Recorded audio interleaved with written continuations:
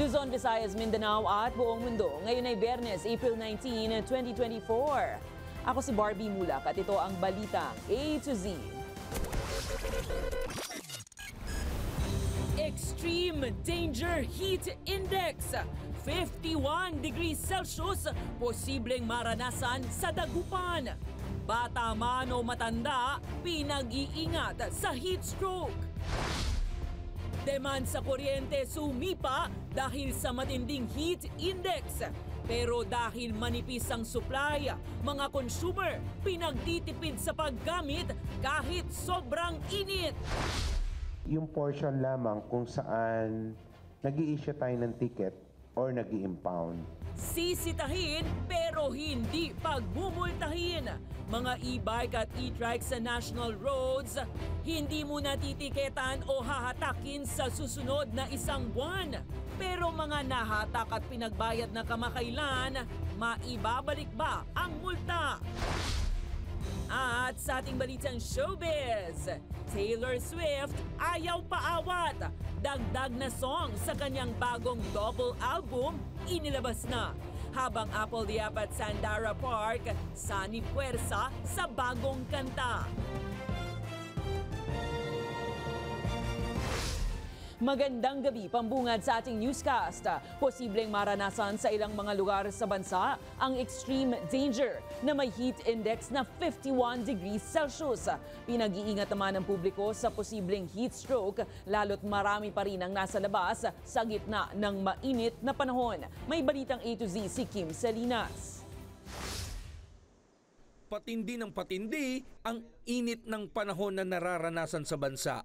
At ayon sa Weather Bureau, may possibility po na umabot tayo sa extreme danger. Ito pong values na ito ay about like 51 degrees Celsius, 52 and above. Dagupan City sa Pangasinan ang nakikita ang lugar na inaasahang makararanas ng mataas na heat index. Tinitignan natin isa yung Dagupan, Pangasinan sa mga nagtatap. At bukod doon ay pwede pa siyang maglaro sa iba pang mga station sa Pilipinas. Isang senior citizen ang itinakbo sa Amang Rodriguez Hospital dahil bigla na lamang ito umano na himatay.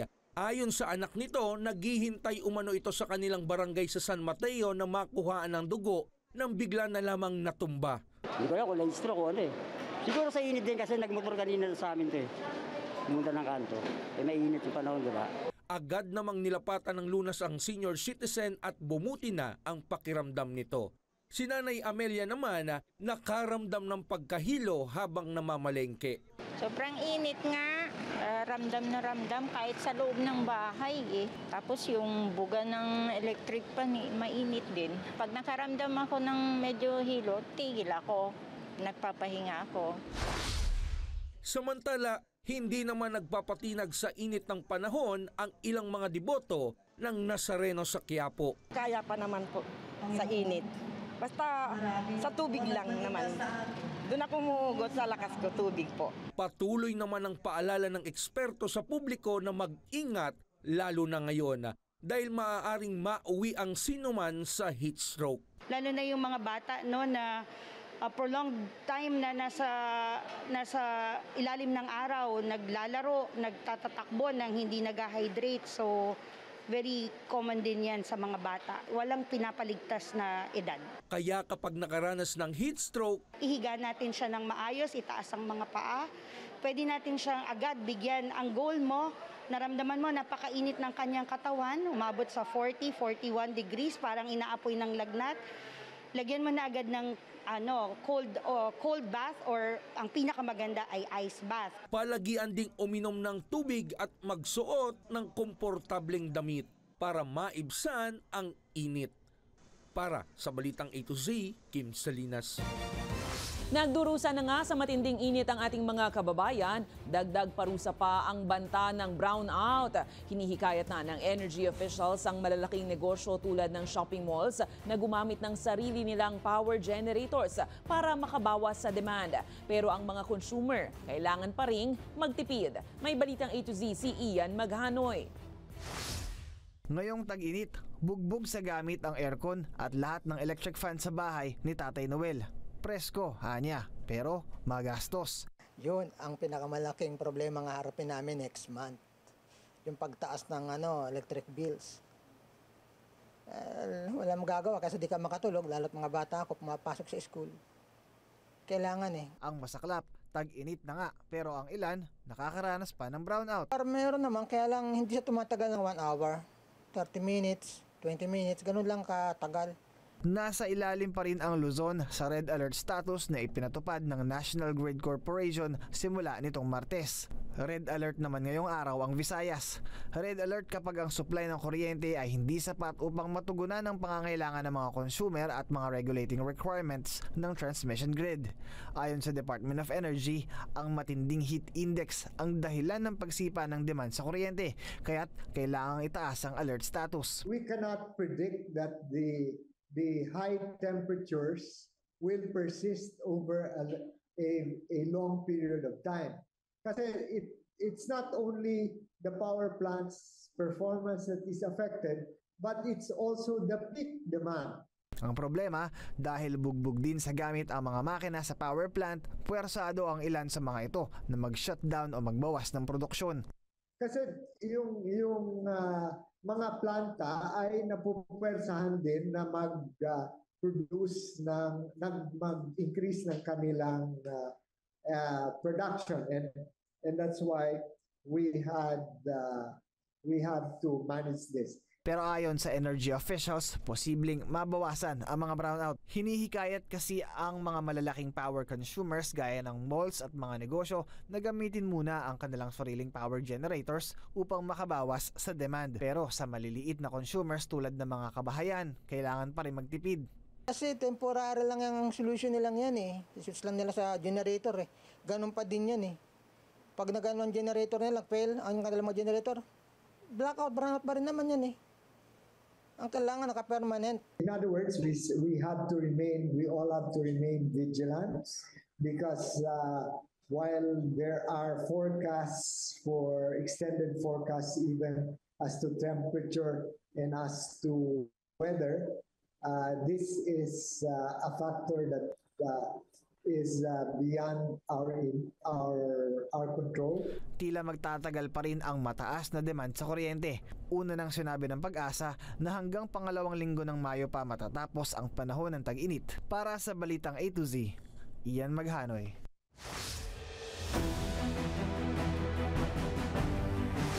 Hinihimok ni Pangulong Ferdinand Bongbong Marcos Jr. ang mga nagsipagtapos ng PNPA Layag Diwa Class of 2024 na gamitin ang teknolohiya sa pagsisilbi at pagprotekta sa bayan. Ayon kay Marcos, karamihan kasi ngayon sa mga kadete ay ipinanganak sa kasagsagan ng internet. Dahilan para sila ay maging tech-savvy. Sinabi rin ng Pangulo ng mga skills na ito ay maaaring makatulong sa paglaban sa cybercrime.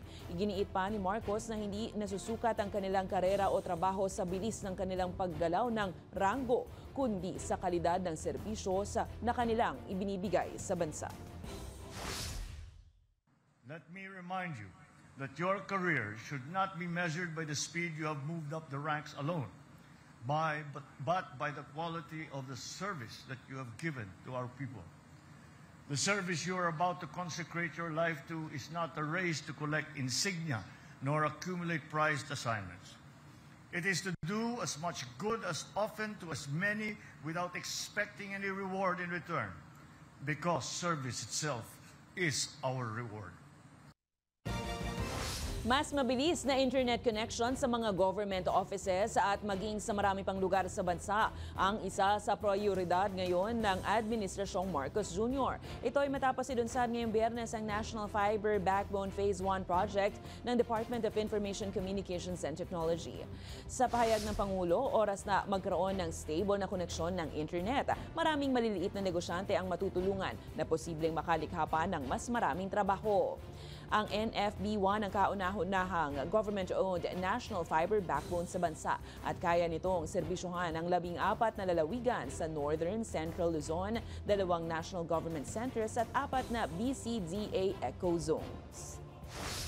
One of the most important aspects that we have always focused upon is an effort, and that's why connectivity has been very important, is that it is a very big push to bring MSMEs into the digital space. Nationally, this is the infrastructure that will open employment opportunities, improve market efficiency, attract foreign investment, and stimulate livelihood across the different sectors of our economy and our society. Kaugnay niyan, target ng pamahalaang Marcos Jr. na magbukas ng 1 milyong trabaho online pagdating ng 2028. Sa pulong ni PBBM sa Private Advisory Council sa Malacanang ngayong gabi, inatasan ng Pangulo ang Department of Information and Technology na mag-focus sa pagpapaganda ng internet facilities at connectivity sa kasulok-sulukang bahagi ng bansa. Inatasan rin ng Presidente ang Labor Department na magsagawa ng training at promotional activities para sa digital na mga trabaho. Umaapela ang Department of Agriculture ng karagdagang pondo para sa susunod na taon. Ayon kay Agriculture Spokesperson Assistant Secretary Arnel de Mesa, kinakailangan nila ng mas malaking pondo para magkaroon ng post-harvest facilities nang sa gayon ay maiwasan na masira agad ang mga ani. Bukod dyan, plano rin ng ahensya na magpatayo ng mas maraming cold storage facilities bilang tugon yan sa oversupply ng agri-products, maging ang pagpapatayo rin ng mga irigasyon na mapapakinabangan naman ng mga magsasaka. Matatanda ang nasa 170 billion pesos ang pondo ngayong taon ng DA. Ang proposal natin ay doble ng budget from 170 to at least 250 billion next year. Malaking bahagi ng pondo ng ating kagawaran for 2025 will be focusing on irrigation systems. We'll also be focusing on modernization ng agriculture.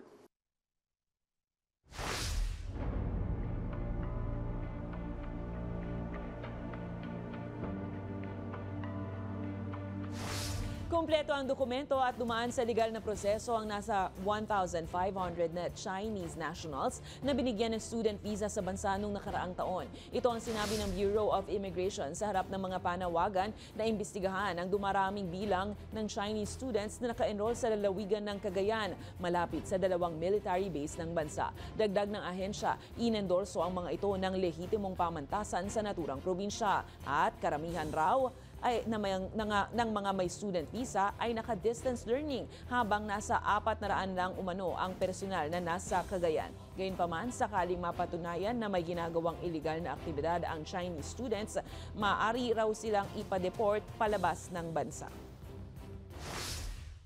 Once ma-determine po, halimbawa ng isang government agency, be it NICA, NBI, or any other government agency, na may violation po yan, they usually file cases po doon sa ating mga korte.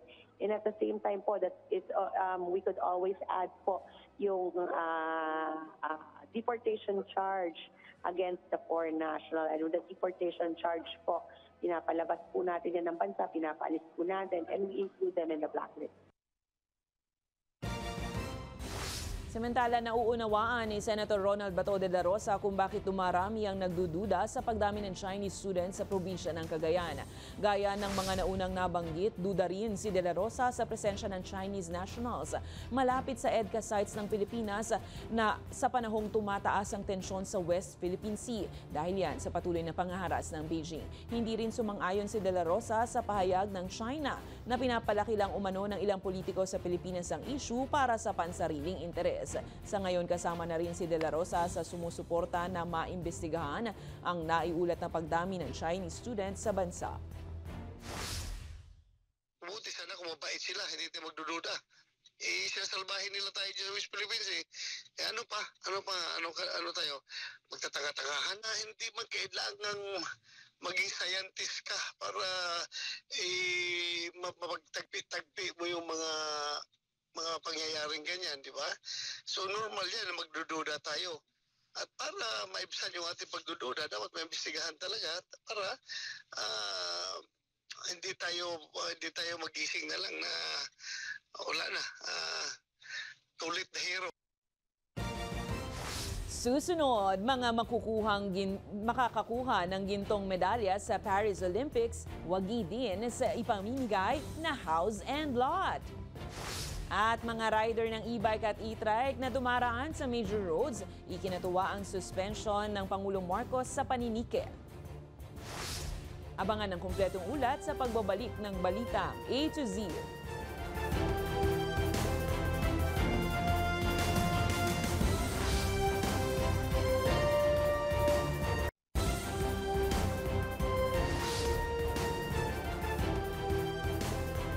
Ikinatuwa ng mga gumagamit ng e-bike, e-trike at iba pang light vehicles ang isang buwang pagsususpindi ng Pangulong Marcos sa panghuhuli at paniniket sa mga pasaway na driver na dumaraan pa rin sa national roads. Gayunpaman, pag-aaralan daw ng MMDA kung paano makakansela ang inisyong tiket at mailabas ang mga na-impounda na mga nauna ng nahuli. Alamin yan sa Balitang A to Z ni Ace Cruz. Tila nakinga ng maluwag si Tatay Nonoy na gumagamit ng e-trike pang service na apo papasok sa eskwelahan. Ito isang araw makarang ipahinto ni Pangulong Ferdinand Marcos Jr. ng isang buwan ng paniniket at pagpapa-impound sa mga lumalabag sa pagdaan sa national roads. Malaking bagay raw kay Tatay Nonoy ang e-trike lalo't may pagkakataong mahal maningil ang ilang tricycle sa kanilang lugar. Lalo pag tag-ulan. Abusado yung ibang tricycle. Kukontratahin ka. Pero nilinaw ng MMDA na hindi tuloy ang sinuspindi ng Pangulo ang buong polisiya na nagbabawal sa pagdaan ng light vehicle sa mga national road. Hindi naman po completely pinasususpend yung implementasyon ng nasabing regulasyon, kung hindi yung portion lamang kung saan nag-i-issue tayo ng ticket or nag-i-impound. Bagamat hindi manghuli, mahigpit pa rin daw na maninita ang kanilang mga enforcers. Ituro kung saan yung mga alternatibong daan.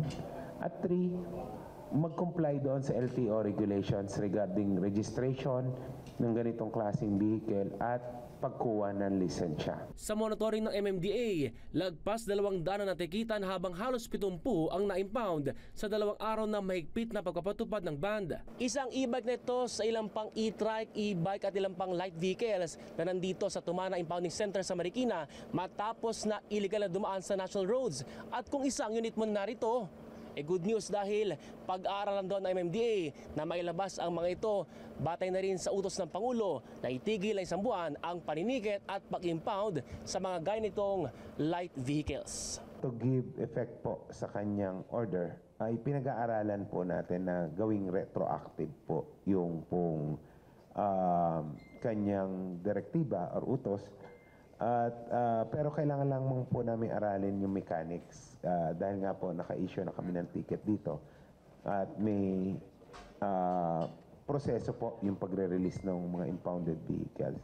So aralin namin to pero yun po yung direksyon na tinitingnan namin. Pag-uusapan din daw ng traffic heads ng bawat lungsod sa Metro Manila ang ilang lugar na pwedeng magsilbing alternatibong ruta oras na magtapos ang isang buwang grace period sa May 18. Kung si Ira Cruz, director ng Alt Mobility PH na isang mobility advocacy group, ang tatanungin, patunay itong minadali ang polisiya bagay na motorista ang napupuruhan ngayon. Bakit hindi man lamang nagpatawag yung mga mayor ng public hearing bago ilabas yung resolution? Mukhang namadali din yung paglabas ng IRR. Kung kaya nagkakaroon ng mga ganitong klaseng problema. Dapat aritong gamitin ng MMDA ang isang buwang grace period para makabuo ng komprehensibong plano at hindi lang daw mga car-oriented policies. At itong mga ban on e-trikes na ito ay isang halimbawa ng piecemeal solution. Kung kaya dapat ang pag-usapan na talaga natin yung comprehensive plan. Isang plano na mag-a-align ng mga policies ng DOTR, DPWH, MMDA, LGU para mapaganda yung mobilidad ng lahat ng tao. Samantala, sa panig ng MMDA, sinabi nitong oras matapos ang isang buwang grace period ng Pangulo ay magsusumiti ito ng ilang mga rekomendasyon nila ukol sa ban sa e-light vehicles. Mananatili din ng 2,500 pesos sa multa para magsilbi raw babala sa sino mang nanaising lumabag sa ban. Para sa Balitang A to Z, Ace Cruz. Umapela ang Department of Justice sa mga otoridad ng Timor-Leste na agad nang ipadeporta si dating Negros Oriental Representative Arnulfo Teves Jr. Ito ay matapos ng pag-alaman na sinuhulan umano ng anak ni Teves ang Criminal Investigation Police para mabigyan ng special treatment ang ama na kasalukuyang nakakulong sa Becora Prison. Kaya ayon sa DOJ, kailangan nang i-deport ang dating opisyal upang magsimula na ang pagdinig ng korte sa patong-patong na kasong murder at mapanagot ito. Matatanda ang si Teves ang itinuturong mastermind sa pagpatay kay Negros Oriental Governor Roel Degamo.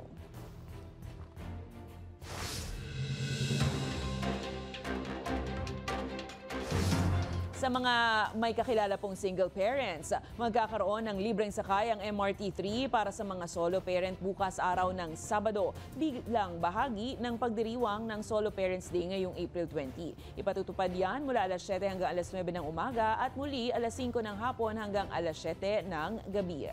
Samantala, nasa 50% na ang implementasyon ng pilot test ng Food Stamp Program. Ayon sa Department of Social Welfare and Development, nabigyan ng food grants ang nasa 2,000 pamilya mula sa Tondo, Maynila, sa Siargao, sa Isabela, Camarines Sur at Maguindanao.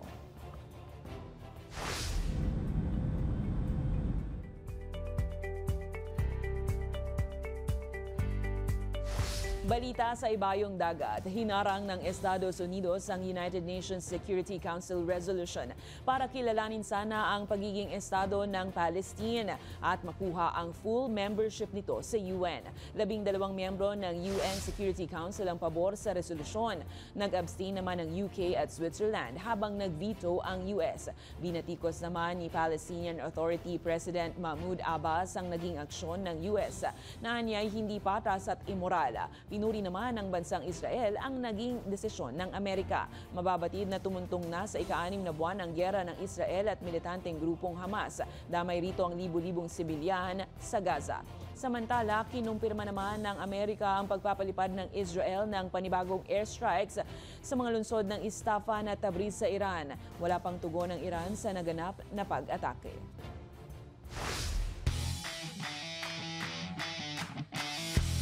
Sa ating balitang sports, may naghihintay na house and lot sa mga Pinoy athletes na makasusungkit ng gold medal sa 2024 Paris Olympics. Ayon kay Philippine Olympic Committee President Abraham Tolentino, ito ay bilang pagkilala sa karangalan na iuuwi ng atleta sa bansa. Bukod pa rito ang 10 milyong pisong cash incentive sang-ayon sa National Athletics and Coaches Benefits and Incentives Act. Habang 5 milyong piso naman para sa silver medalist at kung bronze medalist, 2 milyong piso. Nakatakdang ganapin ang Paris Olympics mula July 26 hanggang August 11, kasabay ng ika-100 taon ng Pilipinas na bahagi sa prestigyosong Summer Games. Sa aming pagbabalik, international singers Apple the App at Sandara Park may music collab. At mga panay ni Tay na si Taylor Swift may bagong music album ngayong Abril. Manatiling nakatutok, kayo ay nanonood ng Balitang A to Z.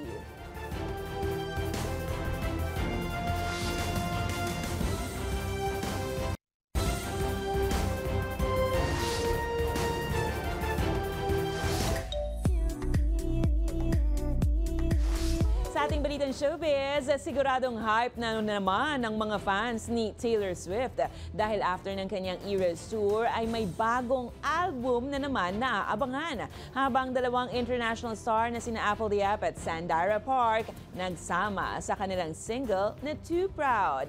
Ang detalye sa balitang A to Z showbiz ni Rod Garabot. Heads up, Swifties!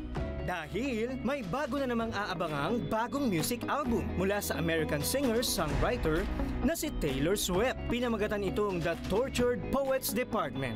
Sa Instagram, makikita ang ilang sneak peek, video at mga photos ni Tay na ayon sa kanya, may 16 na kanta ang kanyang bagong album na marirelease ngayong April 19. May music video rin ito na mapapanood sa Pilipinas sa Sabado, April 20 sa ganap na alas 8 ng umaga. Dagdag excitement naman sa mga fans ang hatid na mga Easter eggs na nasa kanyang uploaded video.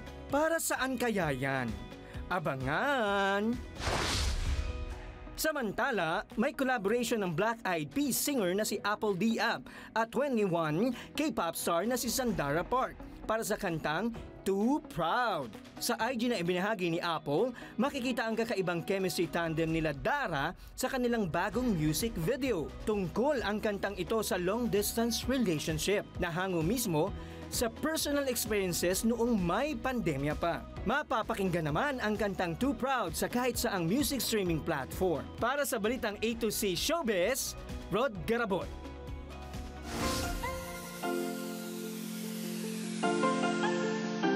Para naman sa ating balitang nakaka-good vibes sa mga motorcycle riders dyan, for sure, helmet is life para safe. Pero paano na lang kung no choice ka sa helmet mong bumigay na? Narito ang nakaka-GV na video.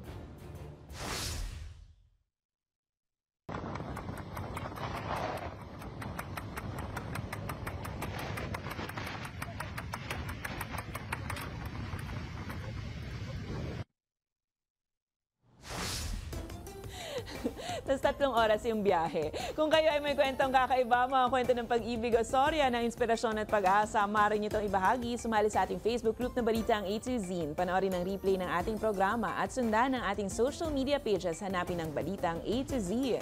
Ang ating pabaong quote of the night ay mula kay Mother Teresa. Sabi niya, nagsisimula ang kapayapaan mula sa isang ngiti. At yan ang mga balita at impormasyon, mga kwentong may dalang inspirasyon na tinutukan ng Balitang A to Z. Ako si Barbie Mulak, maging maalam, makialam. Magandang gabi sa iyo, Pilipinas. Happy weekend!